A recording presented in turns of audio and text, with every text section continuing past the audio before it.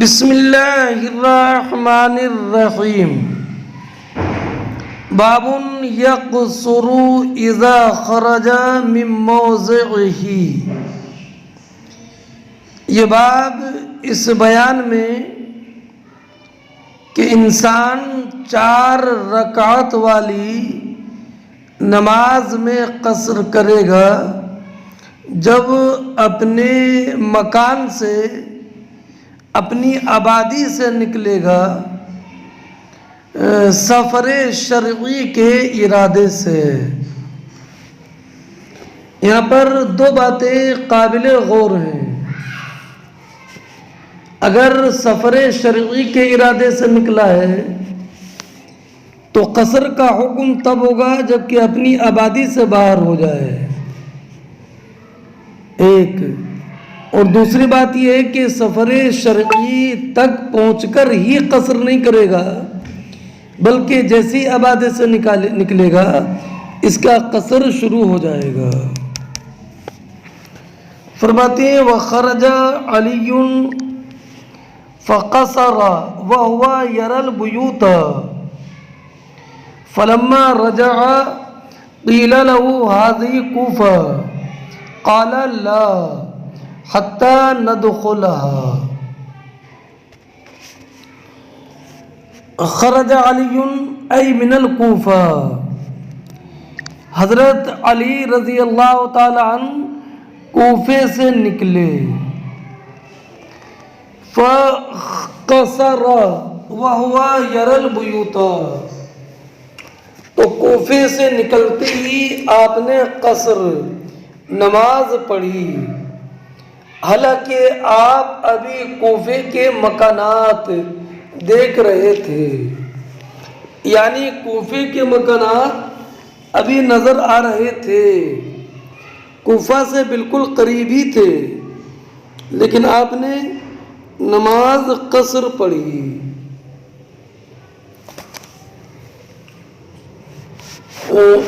فلما رجع، اور جب آپ سفر سے واپس آئے اور ابھی کوفے میں داخل نہیں ہوئے تھے کہ ساتھیوں نے کہا کہ اب تو ہمیں کوفہ نظر آ رہا ہے، کیا اب ہم نماز پوری پڑھ لیں؟ تو آپ نے فرمایا لا، نہیں، ابھی قصری پڑھیں گے، حتی ندخلہا، یہاں تک کہ ہم کوفے میں داخل ہو جائیں۔ اب حضرت مولا کائنات رضی اللہ تعالی عنہ کے اس عمل سے یہ ثابت ہوا کہ مسافر جب اپنی آبادی کو چھوڑ دے تو وہ قصر کرے گا، اور ذخیرہ میں ایک مسئلہ یہ بتایا کہ اگر کوئی محلہ شہر سے الگ پڑ گیا لیکن پہلے وہ شہر کے ساتھ متصل تھا تو قصر تب کرے گا کہ جب کہ اس محلے کو بھی پار کر دے، برخلاف اس گاؤں کے جو کہ فنائے مصر میں ہو، کہ اگر ان آبادیوں سے آگے نہیں بھی بڑھا ہے تب بھی قصر کرے گا۔ تو لا محالہ جب تک اپنے شہر میں ہے تب تک قصر نہیں کرے گا، اور واپسی میں جب تک اپنے شہر میں داخل نہیں ہوگا تب تک قصر کرے گا۔ خالی نیت سفر کی وجہ سے مسافر نہیں ہوگا، جب تک کہ اپنی آبادی کو نہ چھوڑ دے اس پر حکم قصر جاری نہیں ہوگا۔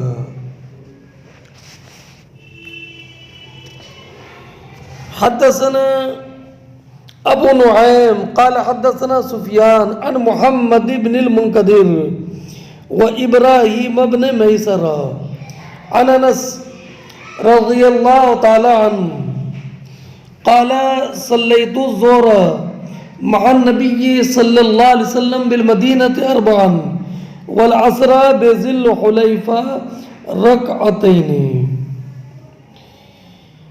حضرت انس رضی اللہ تعالی عنہ بیان فرماتے ہیں کہ حجۃ الوداع کے موقع پر جب نبی اکرم صلی اللہ تعالی علیہ وسلم مدینہ طیبہ سے نکلے تو آپ نے مدینہ طیبہ میں ظہر کی نماز پڑھی اور یہ نماز 4 رکعت پڑھی، اور آپ عصر کے وقت مقام ذوالحلیفہ پہنچ گئے، اور ذوالحلیفہ مدینہ طیبہ سے 6 میل کے فاصلے پر ہے۔ تو آپ نے ذوالحلیفہ میں عصر کی نماز پڑھی اور یہ 2 رکعت پڑھی۔ تو اس سے وہی ثابت ہوا جو حضرت علی کی تعلیق سے کہ سرکار نے حجۃ الوداع کے موقع پر مدینہ طیبہ سے نکلنے سے پہلے قصر نہیں پڑھی بلکہ مدینہ میں 4 رکعت ظہر پڑھی، اور جب آپ مقام ذوالحلیفہ پہنچ گئے عصر میں تو آپ نے اس وقت ذوالحلیفہ میں نماز عصر قصر پڑھی، 2 رکعت پڑھی۔ اور آپ ہی جانتے ہیں کہ ذوالحلیفہ 6 میل کے فاصلے پر ہے، لیکن حضور کا ارادہ صرف ذوالحلیفہ تک جانے کا نہیں تھا بلکہ مکہ مکرمہ جانے کا ارادہ تھا۔ سفر کا منتہا ذوالحلیفہ نہیں تھا بلکہ مکہ مکرمہ تھا۔ تو آپ مسافر شرعی ہوئے، اس لیے آپ نے ذوالحلیفہ میں نماز قصر پڑھی اور مدینہ واپسی میں مدینہ طیبہ داخل ہونے تک آپ قصر ہی پڑھتے رہے۔ ہاں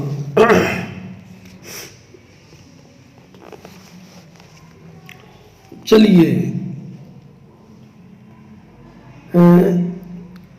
اس سے یہ ثابت ہوا کہ جب تک اپنے مسافر اپنے آبادی کو نہ چھوڑے اس وقت تک قصر نہیں کرے گا۔ حدثنا عبد اللہ ابن محمد قال حدثنا عن الزہری عن عروۃ عن عائشۃ رضی اللہ تعالی عنہا قالت الصلاة اول ما فرضت رکعتان فأقرت صلاة السفر وأتمت صلاة الحضر۔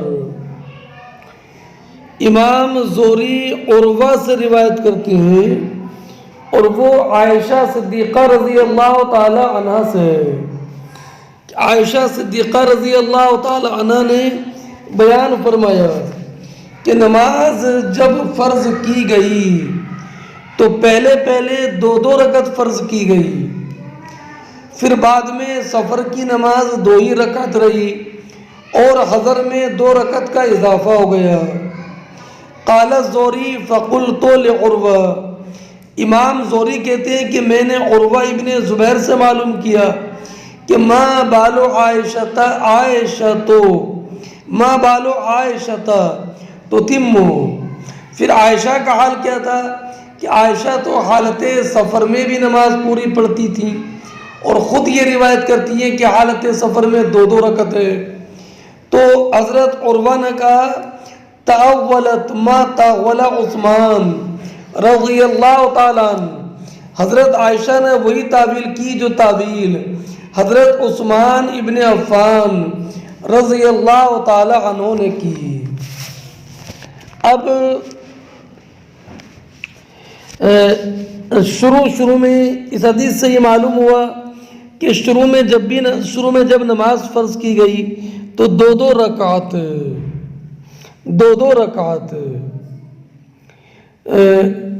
سوائے مغرب کے مغرب شروع ہی سے 3 رکعت ہے، اس لیے کہ حضرت عروہ کی روایت عائشہ صدیقہ رضی اللہ تعالی عنہ سے جو ہے اس میں یہ بھی ہے وَكَانَ أَوَّلُ مَا افْتَرَضَ عَلَى رَسُولِ اللَّهِ صلی اللہ علیہ وسلم من الصلاة رکعتین الا المغرب.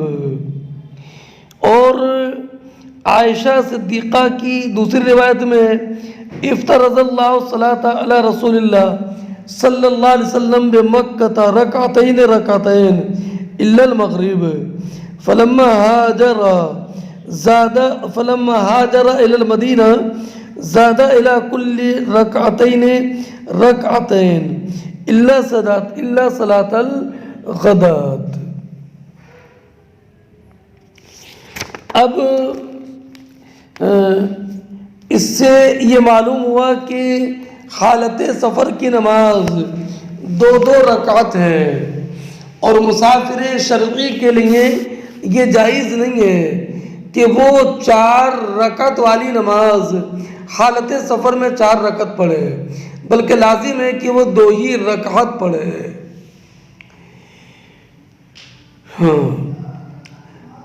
حضرت اور یہی قول امام اعظم اور آپ کے اصحاب کا ہے اور حماد ابن ابی سلیمان کا ہے. اور اگر اس لیے کہ حضرت عمر ابن خطاب کی حدیث ہے صلاۃ السفر رکعتان تمام غیر قصر علی لسان نبیکم. اور عبداللہ ابن عباس کی روایت مسلم شریف میں ان اللہ فرض الصلاۃ علی نبیکم فی الحضر 4 وفی السفر رکعتین. اور ابو قلابہ کی روایت میں کہ نبی اکرم علیہ السلام نے فرمایا ان اللہ تعالی وضع عن المسافر الصوم وشطر الصلاۃ. اور عبداللہ ابن عمر کی روایت میں کہ نبی کریم علیہ السلام نے ارشاد فرمایا صلاۃ السفر رکعتان من ترک سنت کفر. اور عبداللہ ابن عباس کی روایت میں من صلی فی السفر 4 کمن صلی فی الحضر رکعتین. اور حضرت عمرو ابن زمری کی روایت میں کہ سرکار نے فرمایا ان اللہ تعالی وضع عن المسافر الصیام ونصف الصلاۃ. اور یہ قول حضرت عمر کا، حضرت علی کا، عبداللہ ابن مسعود کا، جابر ابن عبداللہ کا، عبداللہ ابن عباس کا، عبداللہ ابن عمر کا، سفیان ثوری رضی اللہ تعالی عنہم کا ہے.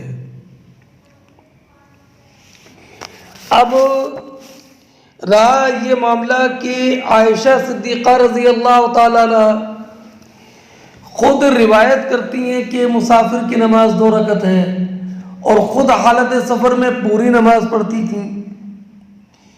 تو یہ ان کا اپنی روایت کے خلاف عمل نہیں ہے، بلکہ انہوں نے اس میں تعویل کی ہے، اپنی روایت کے خلاف عمل نہیں ہے. وہ تو یہ مانتی ہیں کہ مسافر جو ہے وہ 2 رکعت پڑھے گا، اس کے حق میں 2 رکعت ہے، لیکن خود 4 رکعت پڑھتی تھیں. تو اس میں انہوں نے تعویل کی ہے. وہ تعویل کیا؟ وہ تعویل وہی جو حضرت عثمان ابن عفان نے کی. تو حضرت عثمان ابن عفان کی تعویل کیا تھی؟ تو اس بارے میں علامہ عینی نے ایک بات نقل کی ہے کہ حضرت عثمان ابن عفان رضی اللہ تعالیٰ عنہ کے سفر میں 4 رکعت نماز پڑھنے کا سبب یہ تھا کہ آپ قصر تو لازم سمجھتے تھے، لیکن قصر اسی کے لیے جو کہ واقعتاً سفر میں چل رہا ہو، سفر میں چل رہا ہو، مسافر ہو، سفر کرنے والا ہو. لیکن اگر سفر کے درمیان میں اس نے کسی جگہ میں اقامت کر لی تو اب اس کے لیے حکم مقیم ہے، وہ نماز پوری کرے گا. یعنی حضرت عثمان ابن عفان اور حضرت عائشہ صدیقہ رضی اللہ تعالیٰ عنہما مسافر کے لیے 2 ہی رکعت نماز فرض مانتے تھے، لیکن خود مکمل اس لیے کرتے تھے کہ اگر کہیں پر ٹھہر جاتے کہ ان کا مذہب یہ تھا کہ یہ قصر اس مسافر کے لیے ہے، اور مسافر تبھی ہے جب تک کہ وہ سفر میں ہے۔ اگر وہ کسی جگہ پر ٹھہر گیا، چاہے ایک دن کے لیے کیوں نہ صحیح، اور یا ایک آدھے دن کے لیے کیوں نہ صحیح، مگر جب ٹھہر گیا تو اس کے لیے حکم مقیم ہے، اب وہ نماز کو مکمل کرے گا۔ تو اب یہی تو ہمارا مذہب ہے کہ اگر مسافر مقیم ہو گیا تو وہ اب قصر نہیں کرے گا بلکہ پوری پڑے گا۔ لیکن ہمارے یہاں پر مدت اقامت 15 دن ہے، اور حضرت عثمان بن عفان اور حضرت عائشہ صدیقہ رضی اللہ تعالی عنہما کے نزدیک وہ مدت 15 دن نہیں تھی، بلکہ اگر کچھ دیر کے لیے بھی ٹھہر گیا تو اس کے لیے حکم مقیم ہو گیا۔ اچھا، اور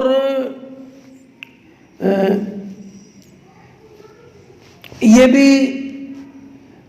روایت ہے کہ حدیث مشہور ہے کہ حضور نے اہل مکہ کے ساتھ جو ہے وہ حجۃ الوداع میں 2 رکعت پڑھی، اور پھر آپ نے ایک ندا بھی کرائی، اہل مکہ اتموا صلاتکم فإنا قوم سفر۔ تو اب آپ ذرا غور کیجئے کہ اگر سفر میں 4 رکعت پڑھنے کی گنجائش ہوتی تو نبی اکرم علیہ السلام 4 رکعت ہی پڑھاتے، اور اہل مکہ کو جماعت کی فضیلت سے محروم نہ رکھتے۔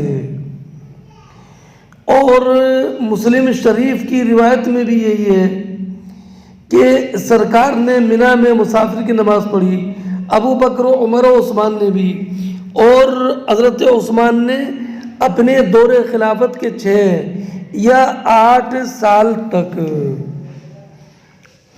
تو آپ کی یہ بات ذہن نشین ہو گئی ہوگی کہ حضرت عائشہ صدیقہ رضی اللہ تعالیٰ عنہ نے اپنی روایت کے خلاف پر عمل نہیں کیا، بلکہ انہوں نے تعویل کی۔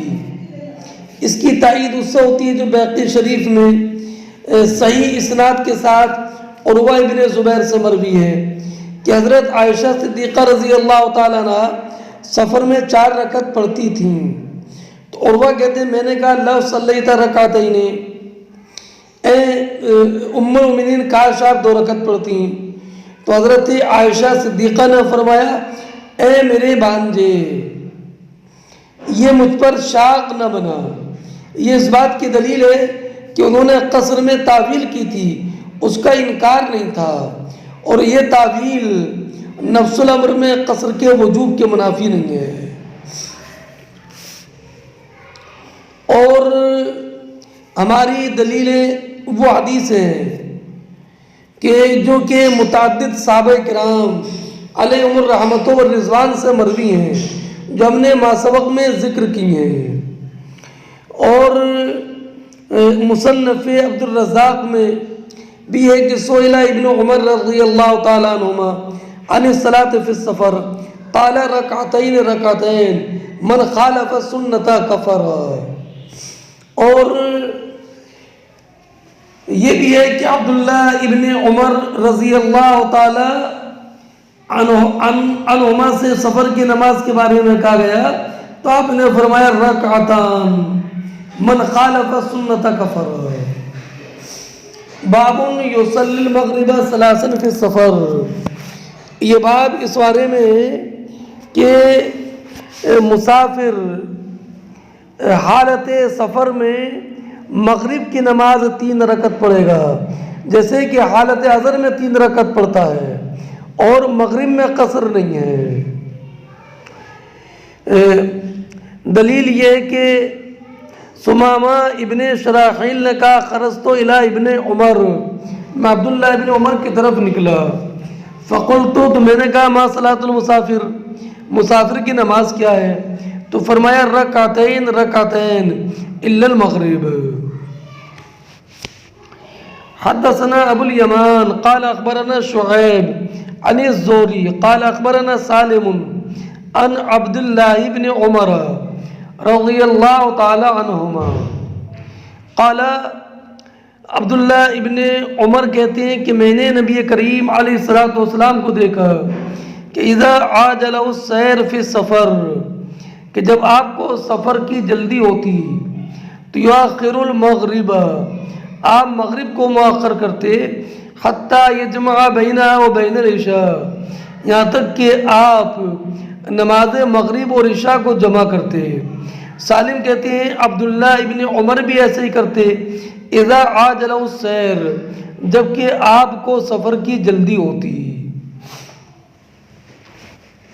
وہ زیادہ لیث، اور لیث نے اتنا اور زیادہ روایت کیا کہ قال حدثنی یونس عن ابن شہاب، کہ مجھ سے حدیث بیان کی یونس نے، انہوں نے روایت کی حضرت امام زہری سے۔ قال سالم، سالم نے کہا کانا ابن عمر رضی اللہ تعالیٰ عنہما، عبداللہ ابن عمر رضی اللہ تعالیٰ عنہما یجمع بین المغرب والعشاء، مغرب و عشاء کے درمیان جمع کرتے ہیں مزدلفہ میں۔ قال سالم، سالم کہتے ہیں وَأَخَّرَ ابن عمر المغرب، حضرت عبداللہ ابن عمر نے نماز مغرب کو مؤخر کر دیا۔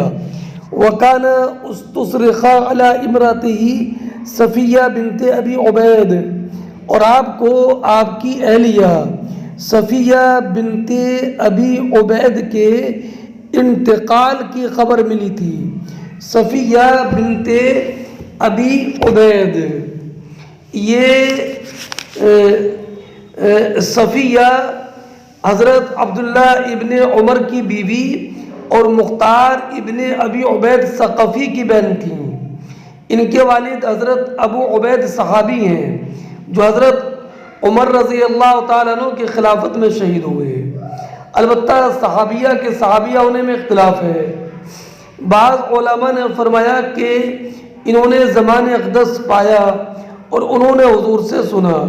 یہی علامہ قسطلانی اور علامہ عینی کی رائے ہے کہ یہ صحابیہ ثقفیہ ہیں، عابدہ بیویوں میں سے ہیں۔ تو حضرت عبداللہ ابن عمر کو جب اپنی بیوی صفیہ کے انتقال کی خبر ملی تو آپ سفر میں تھے، آپ نے نماز مغرب کو مؤخر کیا۔ تو فرماتے ہیں سالم، میں نے ان سے کہا صلاح نماز، تو کہا سر، اور آگے چلو۔ میں نے پھر کہا کہ نماز، تو آپ نے کہا بھی چلتے رہو، حتیٰ سارا میلین او ثلاثتن، یہاں تک کہ آپ نے 2 یا 3 میل کا سفر کیا۔ ثم نزل فصلى، اس کے بعد آپ اترے اور نماز پڑھی، اور پھر کہا کہ میں نے نبی کریم صلی اللہ تعالی علیہ وسلم کو ایسے ہی کرتے دیکھا کہ جب آپ کو سفر کی جلدی ہوتی تو آپ نماز مغرب کو مؤخر کرتے اور نماز عشاء کو اول وقت میں پڑھتے۔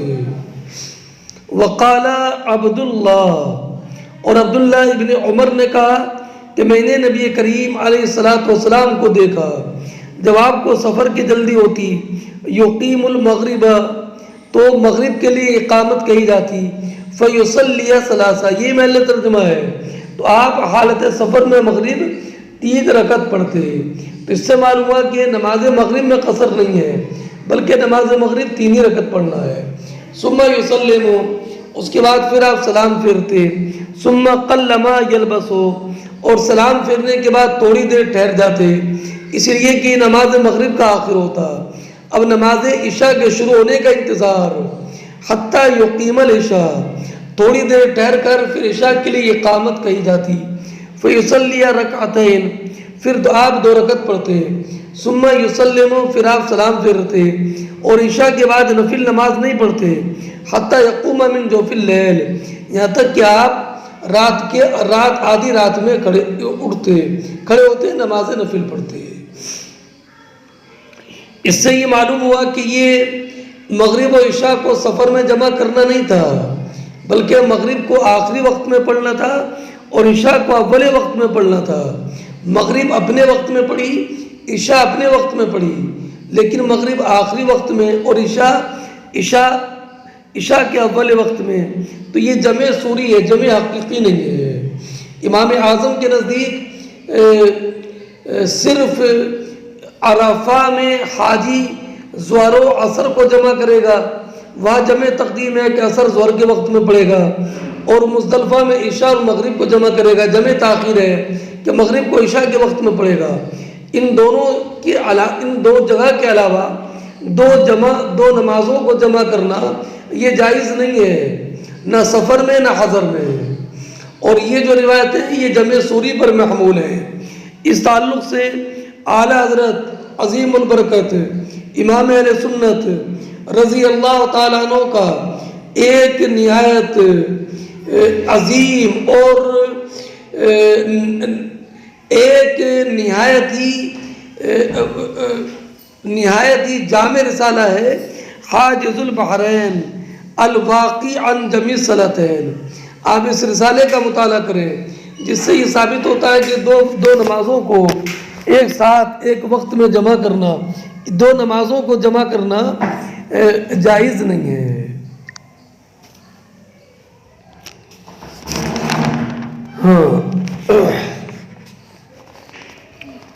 چلیے، اس سے یہ معلوم ہوا کہ یہ جمع جو ہے یہ جمع سوری ہے، جمع حقیقی نہیں ہے۔ اور پھر قیام لیل کی بھی تاکید ثابت ہوئی، اس لیے کہ حضور نے اس کو حالت سفر میں بھی ترک نہیں فرمایا۔ اور اس سے ایک بات یہ بھی معلوم ہوئی کہ سفر میں نماز مغرب میں قصر نہیں ہے۔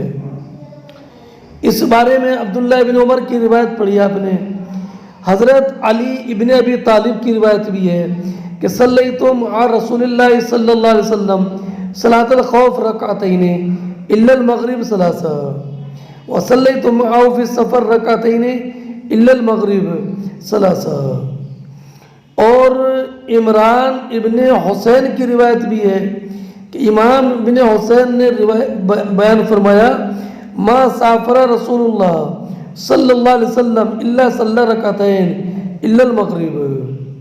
اور خزیمہ ابن ثابت کی روایت بھی ہے کہ صلی النبی صلی اللہ علیہ وسلم یجمع المغرب والعشاء ثلاثا و اثنتین، 3 مغرب کی نماز اور 2 جو ہے وہ عشاء کی نماز بإقامۃ واحدہ۔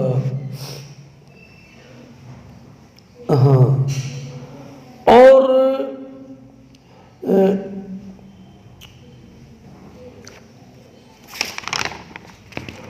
اس سے یہ ثابت ہوا کہ نماز مغرب میں جو ہے وہ قصر نہیں ہے، بلکہ نماز مغرب 3 ہی رکعت پڑھی جائے گی۔ اور ایک آپ نے وہ بھی روایت پڑھی ہے کہ یہ نماز مغرب دن کا وتر ہے، تو جیسے وتر 3 رکعت ہے ایسے نماز مغرب بھی 3 رکعت ہے۔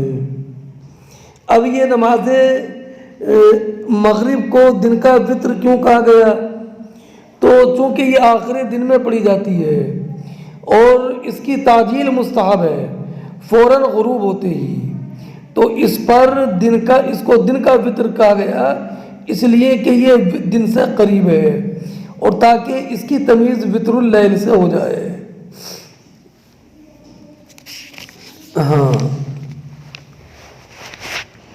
اور امام شافعی رضی اللہ تعالیٰ عنہ نماز مغرب و عشاء کو جمع کرنے کے جواز کا حکم دیتے ہیں کہ نماز مغرب عشاء کے وقت میں پڑھیں، اور دلیل یہی پیش کرتے ہیں۔ تو ہم نے پہلے بتا دیا کہ اس سے مراد یہ نہیں ہے کہ حضور نے دونوں نمازیں ایک وقت میں پڑھ لی تھیں، بلکہ مراد یہ کہ مغرب کو آخری وقت میں پڑھا اور پھر اس کو پڑھنے کے بعد پھر عشاء کی نماز پڑھتے، تو یہ جمع صورتاً ہے، حقیقتاً نہیں ہے۔ جمع سوری ہے، یہ جمع حقیقی نہیں ہے۔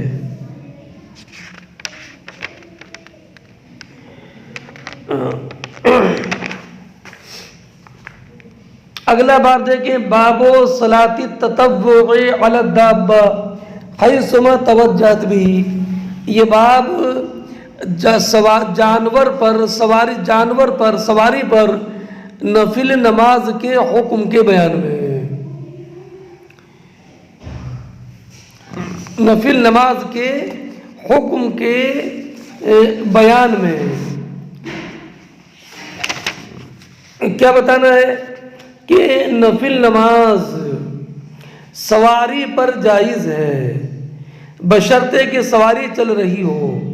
اگر کھڑے ہونے پر قدرت نہ ہو تو بیٹھ کر پڑھے, رکوع اور سجدے پر قدرت نہ ہو تو اشارے سے پڑھے, قبلے کو منہ نہ ہو تو بھی کوئی حرج نہیں. اور اگر سواری جانور ہے اور وہ کھڑی ہے تو سواری پر نہ پڑھے کہ اس میں بلا ضرورت جانور کو تکلیف پہنچانا ہے. اور اگر موٹر سائیکل ریل گاڑی وغیرہ ہو تو کھڑی رہنے کی حالت میں بھی اس میں نماز پڑھ سکتے ہیں. البتہ اگر قیام پر قدرت ہو تو اشارے سے نہ پڑھے.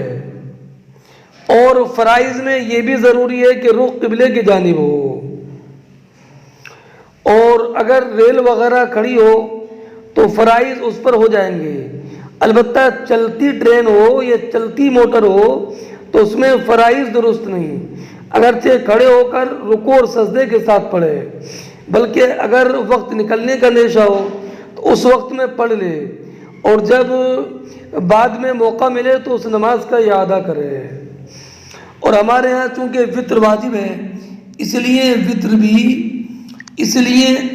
بھی سواری پر اور اشارے سے اور قبلے کی جانب رخ کیے بغیر صحیح نہیں ہے. اور یہ حکم فجر کی سنت کا بھی ہے. اب حضرت عبداللہ ابن عمر کی روایت میں ہے کہ وہ سواری پر وتر پڑھ لیتے تھے, اور ہماری دلیل وہ ہے جو امام طحاوی نے روایت کیا کہ حضرت عبداللہ ابن عمر اپنی سواری پر نماز پڑھتے تھے اور جب وتر پڑھنا ہوتا تو زمین پر پڑھتے, اور فرماتے ہیں کہ نبی کریم صلی اللہ تعالی علیہ وسلم ایسا ہی کرتے تھے. تو اب وتر اتر کر زمین پر پڑھنا اس بات کی دلیل ہے کہ سواری پر وتر صحیح نہیں ہے. اب اور دوسری بات یہ کہ عبداللہ ابن عمر رضی اللہ تعالیٰ عنہ سے دونوں روایتیں ہیں, تو یہ کہا جائے گا کہ پہلا والا جو ان سے روایت کا معاملہ ہے کہ وتر پڑھ لیتے تھے سواری پر, یہ اس وقت کی بات ہے جب عبداللہ ابن عمر رضی اللہ تعالیٰ عنہ کو وتر کے تاکد کے بارے میں خبر نہیں ملی تھی, اور جب وتر کی تاکید کی خبر ان کو مل گئی تو پھر وہ سواری پر نہیں پڑھتے تھے بلکہ اتر کے پڑھتے تھے. اس کی بحث درس نمبر 123. حدثنا علی بن عبد اللہ قال حدثنا عبد العالی قال حدثنا معمر عن الزہری عن عبد اللہ بن عامر عن ابی قال رأيت النبي صلی اللہ علیہ وسلم يصلي على راحلته حيث توجهت به. امام بخاری فرماتے ہیں کہ ہم سے حدیث بیان کی علی ابن عبداللہ نے, انہوں نے کہا کہ ہم سے حدیث بیان کی عبد العالی نے, انہوں نے کہا کہ ہم سے حدیث بیان کی معمر نے. وہ روایت کرتے ہیں امام زہری سے, وہ روایت کرتے ہیں عبداللہ ابن عامر سے, اور وہ روایت کرتے ہیں اپنے والد عامر ابن ربیعہ عنزی سے. یہ عامر ابن ربیعہ عنزی یہ مہاجرین اولین میں سے تھے, بدر میں شریک ہوئے, اور حضرت عثمان ابن عفان رضی اللہ تعالیٰ عنہ کی شہادت کے کچھ دنوں بعد ان کا وصال ہوا. یہ کہتے ہیں کہ میں نے نبی اکرم صلی اللہ تعالی علیہ وسلم کو اپنی سواری پر نفل نماز پڑھتے ہوئے دیکھا. حیث توجہت بھی, جدھر بھی سواری کا رخ ہوتا, یعنی چاہے سواری کا رخ قبلے کی طرف ہوتا یا قبلے کی طرف نہ ہوتا.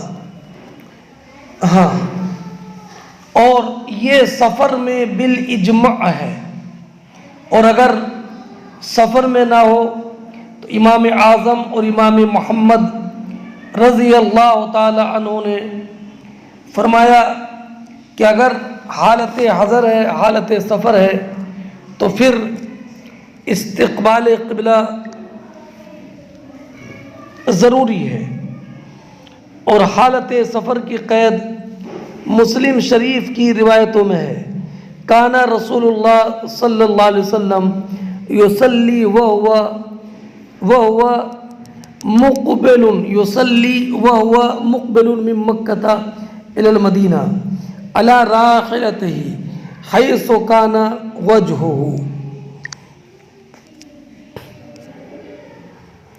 تو اس سے یہ معلوم ہوا کہ یہ رخصت کہ سواری کا رخ جدھر بھی ہو ادھر رخ کر کے نماز پڑھ لے، یہ حالت سفر میں ہے۔ حدثنا ابو نعیم قال حدثنا شیبان عن یحیی عن محمد بن عبد الرحمن ان جابر بن عبد اللہ اخبرہ ان النبی صلی اللہ علیہ وسلم کان یصلی تطوعا وهو راکب فی غیر القبلہ۔ فرماتے امام بخاری کہ ہم سے حدیث بیان کی ابو نعیم نے، انہوں نے کہا کہ ہم سے حدیث بیان کی شیبان نے، انہوں نے روایت کیا یحییٰ سے، انہوں نے روایت کیا محمد بن عبد الرحمن سے کہ جابر ابن عبداللہ رضی اللہ تعالی عنہ نے ان کو بتایا کہ نبی اکرم صلی اللہ تعالی علیہ وسلم نفل نماز پڑھتے تھے اس حال میں کہ آپ سوار ہوتے اور رخ قبلے کی جانب نہ ہوتا، رخ قبلے کی جانب نہ ہوتا، اس حال میں آپ سواری پر نفل نماز پڑھ لیتے تھے۔ تو میں نے بتایا کہ یہ بالاجماع جائز ہے حالت سفر میں۔ حدثنا عبد الاعلی ابن حماد قال حدثنا وہیب قال حدثنا موسیٰ ابن عقبہ عن نافع قال وكان ابن عمر رضی اللہ تعالی عنہما يصلي على راحلته ويوتر عليها ويخبر ان النبي صلی اللہ علیہ وسلم كان يفعله۔ حضرت امام بخاری فرماتے ہیں کہ ہم سے حدیث بیان کی عبد الاعلی ابن حماد نے، انہوں نے کہا کہ ہم سے حدیث بیان کی وہیب نے، انہوں نے کہا کہ ہم سے حدیث بیان کی موسیٰ ابن عقبہ نے، وہ روایت کرتے ہیں نافع سے۔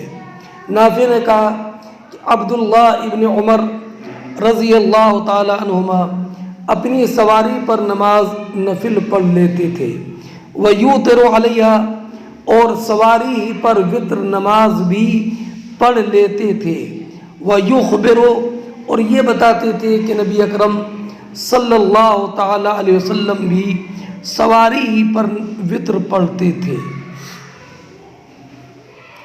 اب یہاں پر دو جملے ہیں، یصلی علی راحلتہ، سفر میں نفل نماز اپنی سواری پر پڑھتے، تو یہ تو ابھی گزر گیا۔ اگلا جملہ ہے یوتر علی راحلتہ، کہ اپنی سواری پر وتر نماز بھی پڑھ لیتے تھے۔ تو عطا ابن ابی رباح، حسن بصری، سالم ابن عبداللہ، نافع مولا ابن عمر نے اس حدیث سے اس بات پر دلیل پیش کی کہ مسافر اپنی سواری پر وتر پڑھ سکتا ہے، اور یہی قول امام مالک، شافعی، اسحاق کا ہے۔ ہاں، امام اعظم رضی اللہ تعالی عنہ نے فرمایا کہ سواری پر وتر جائز نہیں ہے، وہ زمین ہی پر جائز ہے۔ جیسے فرض نماز کے لیے سواری سے اتر کر زمین پر پڑھنا ضروری ہے، ایسی وتر نماز بھی سواری سے اتر کر زمین پر پڑھنا ضروری ہے۔ اور یہی قول امام محمد ابن سیرین کا ہے، عروہ ابن زبیر کا ہے، اور ابراہیم نخعی کا ہے، اور یہی حضرت عمر ابن خطاب، حضرت عبداللہ ابن عمر سے مروی ہے۔ اور نافع نے عبداللہ ابن عمر سے روایت کی، عبداللہ ابن عمر ہی سے، انہ کان یصلی علی راحلتہ ویوتر بالارض، وَيَزْعَمُ اور وہ کہتے تھے کہ ان رسول اللہ صلی اللہ علیہ وسلم کان یفعل کذالک سرکار بھی ایسا ہی کرتے تھے۔ اور امام مجاہد نے روایت کیا ان ابن عمر کان یصلی فی السفر علی بعیرہ اینما توجہ به فاذا کان فی السحر نزل فاوتر۔ سعید ابن جبیر کی روایت میں ہے کہ ان ابن عمر کان یصلی علی راحلتہ کہ حضرت عبداللہ ابن عمر اپنی سواری پر نفل نماز پڑھتے، فاذا اراد ان یوتر جب وطر پڑھنے کا ارادہ کرتے نزلہ فاوتر علی الارض۔ تو وہی حضرت عبداللہ ابن عمر کہ جن کی ابھی آپ نے روایت پڑھی بخاری شریف میں حضرت نافع سے کہ عبداللہ ابن عمر سواری پر وطر پڑھ لیتے تھے، انہی عبداللہ ابن عمر کے بارے میں حضرت سعید ابن جبیر، حضرت امام مجاہد، حضرت امام مجاہد اور حضرت نافع انہوں نے روایت کیا کہ حضرت عبداللہ ابن عمر وطر پڑھنے کے لیے سواری سے اترتے تھے۔ تو اس سے یہ معلوم ہوا کہ عبداللہ ابن عمر رضی اللہ تعالی عنہ نے جو روایت کیا کہ نبی کریم علیہ السلام وطر کی نماز سواری پر پڑھتے تھے، یہ وطر کا معاملہ، وطر کا حکم مؤکد ہونے سے پہلے کی بات ہے، اس لیے کہ وطر پہلے دیگر نفل نمازوں کی طرح تھا، اس کے بعد پھر اس کی تاکید ہو گئی، تو لہذا وہ جو پہلے والا جو معاملہ تھا کہ سواری پر وطر جائز ہے، یہ منسوخ ہو گیا۔ امام طحاوی نے فرمایا کہ اسی سے یہ ثابت ہو گیا کہ سواری پر وطر کی نماز پڑھنا منسوخ ہے، اور جو عبداللہ ابن عمر پہلے سواری پر وطر کی نماز پڑھتے تھے وہ ان کو نسخ کا علم نہیں تھا، نسخ کے علم سے پہلے کی بات ہے، اور پھر جب نسخ کا علم ہو گیا تو آپ نے سواری پر وطر پڑھنا چھوڑ دیا۔ اور رہا یہ معاملہ کہ وطر واجب ہے، تو اس کا تفصیلی ذکر پہلے گزر گیا ہے کہ نبی اکرم صلی اللہ تعالی علیہ وسلم نے ارشاد فرمایا کہ تمہارے لیے ایک ایسی نماز کا اضافہ کیا گیا ہے جو سرخ اونٹوں سے بھی زیادہ بہتر ہے۔ اس سے یہ معلوم ہوا کہ سواری پر وطر پڑھنے کا جو معاملہ ہے یہ پہلے کا تھا، لیکن بعد میں جب اس کی تاکید ہو گئی تو حضرت عبداللہ نبی کریم بھی سواری پر نہیں پڑھتے تھے، اور جب حضرت عبداللہ ابن عمر کو یہ حکم معلوم ہو گیا تو عبداللہ ابن عمر نے بھی بعد میں وطر کے لیے سواری سے اتر کے زمین پر پڑھنا شروع کیا اور سواری پر پڑھنا وطر چھوڑ دیا۔ ہاں چلیے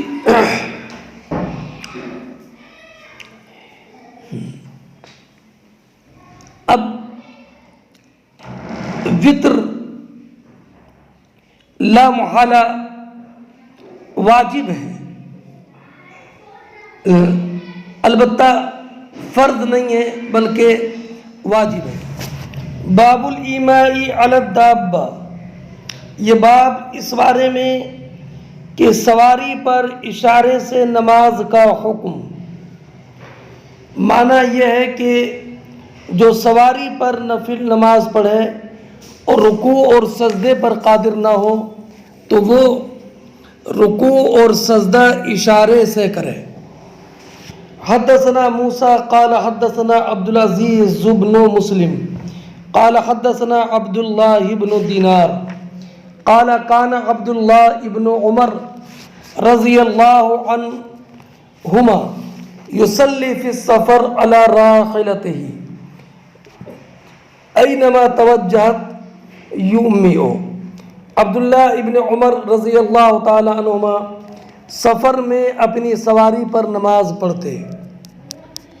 اینما توجہت جدھر بھی سواری کا رخ ہوتا. یؤمی اور اشارے سے رکوع اور سجدہ کرتے. وذکر عبداللہ ان النبی صلی اللہ علیہ وسلم کان یفعلہ.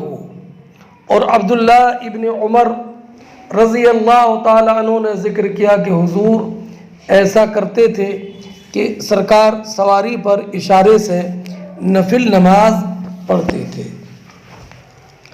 یہ حدیث ابواب الوتر میں بھی گزری ہے جو باب الوتر فی السفر ہے. ہاں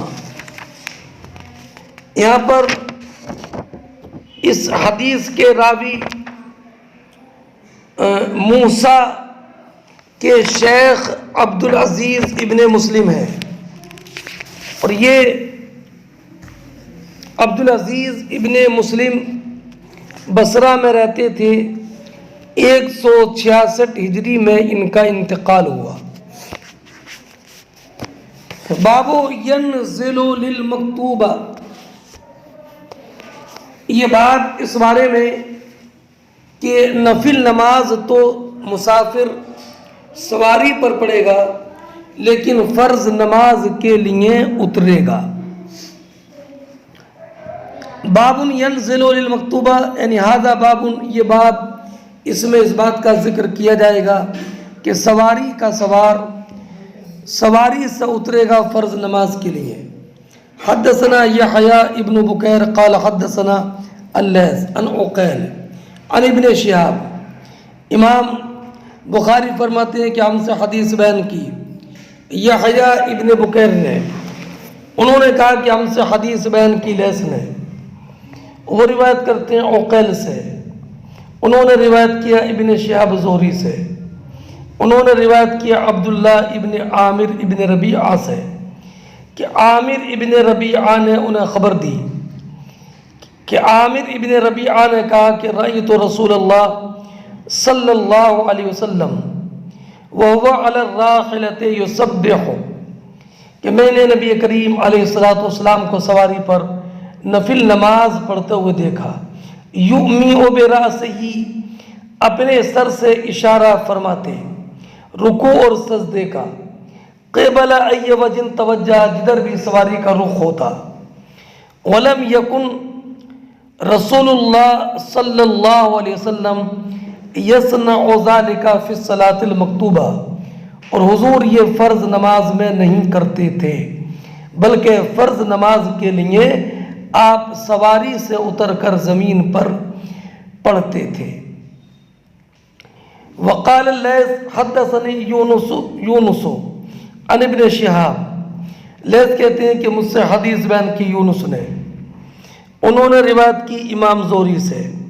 قال سالم، وہ کہتے ہیں کہ سالم ابن عبداللہ نے کہا کہ کان عبداللہ یصلی علی دابتہ من اللیل. عبداللہ ابن عمر رضی اللہ تعالیٰ عنہ رات میں حالت سفر میں اپنی سواری پر نفل نماز پڑھتے. ما یبالی حیث کان وجہہ، آپ کو اس کی پرواہ نہیں رہتی تھی کہ سواری کا رخ کدھر ہے. قال ابن عمر، عبداللہ ابن عمر کہتے ہیں وکان رسول اللہ صلی اللہ علیہ وسلم یسبح علی الراحلۃ قبل ای وجہ توجہ، کہ نبی کریم علیہ السلام اپنی سواری پر نفل نماز پڑھتے سواری کا رخ جدھر بھی ہوتا. ویوتر علیہ، اور سواری ہی پر وتر کی نماز پڑھ لیتے. غیر انہ لا یصلی علیہ المکتوبہ، ہاں آپ سواری پر نفل نماز نہیں پڑھتے تھے.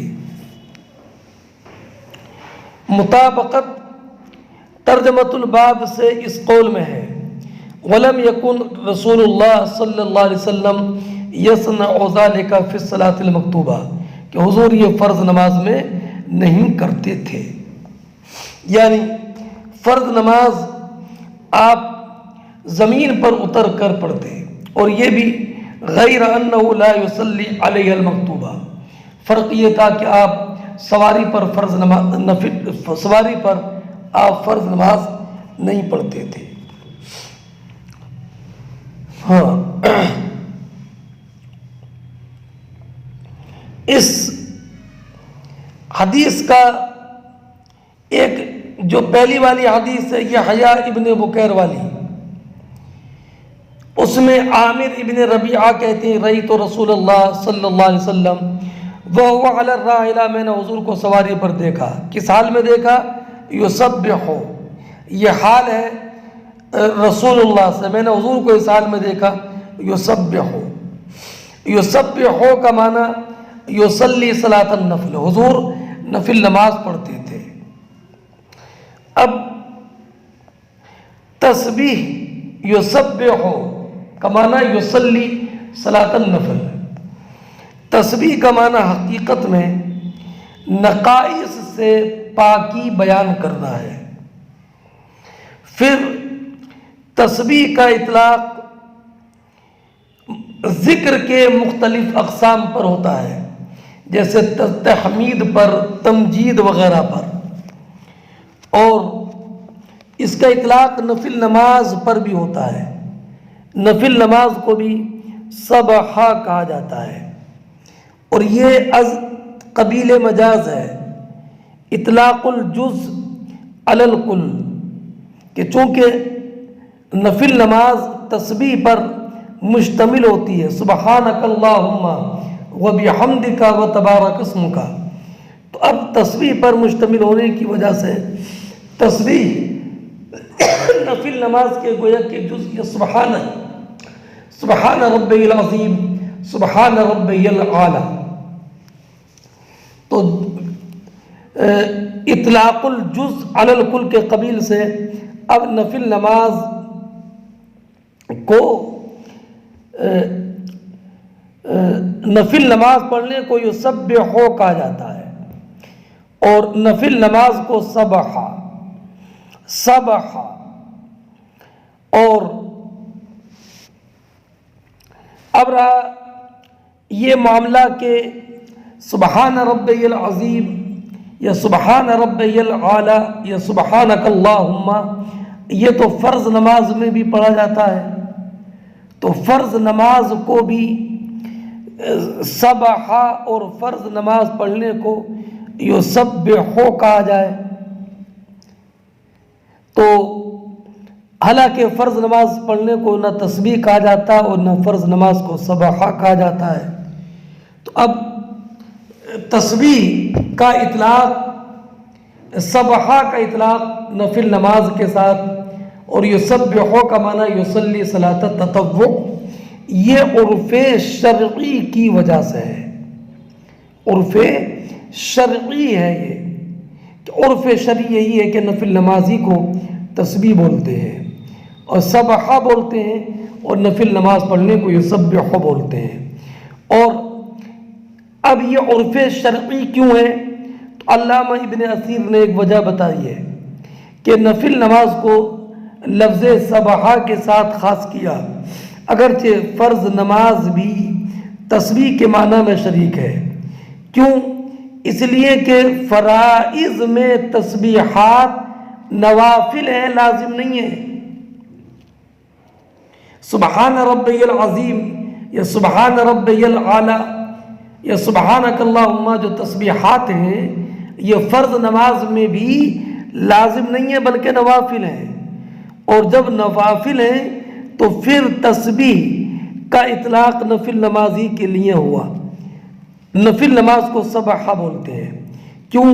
اس لیے کہ نفل نماز بھی تسبیحات اور اذکار کی طرح نفل ہے، اس معنی کر کے یہ واجب نہیں ہے. یعنی چونکہ فرض نماز میں بھی یہ تسبیحات نوافل ہیں، اس لیے نوافل کو سبحہ کہا جاتا ہے، اور نفل نماز پڑھنے کو یسبحا کا لفظ بولتے ہیں۔ چلیے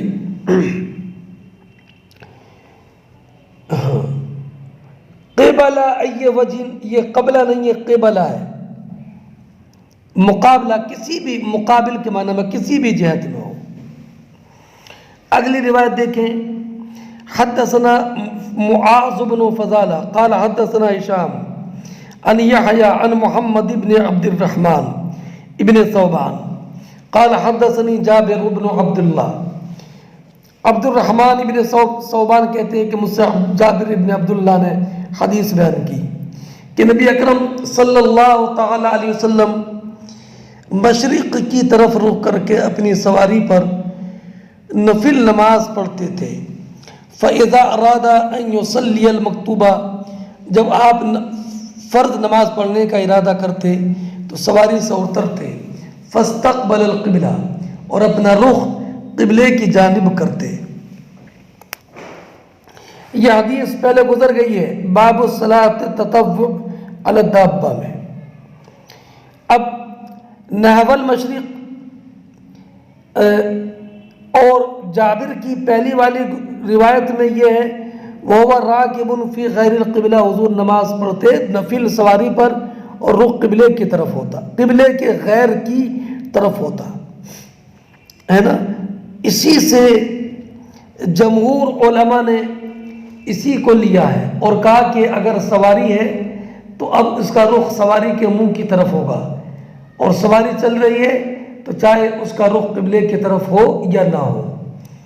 لہذا جو قرآن مجید کی آیت کریمہ ہے کہ فَإِنَّمَا تُوَلُّوا وَحَيْثُ مَا كُنْتُمْ فَوَلُّوا وُجُوهَكُمْ شَطْرَهُ، یہ احادیث اس میں تخصیص کرتی ہیں کہ حَيْثُ مَا كُنْتُمْ وَحَيْثُ مَا كُنْتُمْ فَوَلُّوا وُجُوهَكُمْ شَطْرَهُ، تم کہیں پر بھی ہو اپنا رخ کعبہ شریف کی طرف کرو۔ یہ فرائض میں ہے، نوافل میں یہ حکم نہیں ہے۔ اور جو دوسری آیت کریمہ ہے فَإِنَّمَا تُوَلُّوا فَثَمَّ وَجْهُ اللَّهِ، جدھر بھی تم رخ کرو ادھر اللہ رب العزت کی ذات کے جلوے نظر آئیں گے۔ تو یہ نفل کے بارے میں، نفل کے بارے میں ہے، اس لیے کہ اللہ رب العزت نے اپنے لطف و کرم سے باب نفل کو زیادہ وسیع فرما دیا ہے، زیادہ وسیع فرما دیا ہے۔ اب رہا یہ کہ وطر سواری پر پڑھتے تھے تو میں نے اس کا جواب پہلے کئی حدیثوں کے حوالے سے ذکر کیا کہ یہ پہلے کا معاملہ تھا جبکہ وطر کا حکم مؤکد نہیں تھا، لیکن جب وطر کا حکم مؤکد ہو گیا تو پھر نبی کریم علیہ الصلاۃ والسلام وطر کے لیے بھی اترتے تھے۔ ہاں، یہاں تک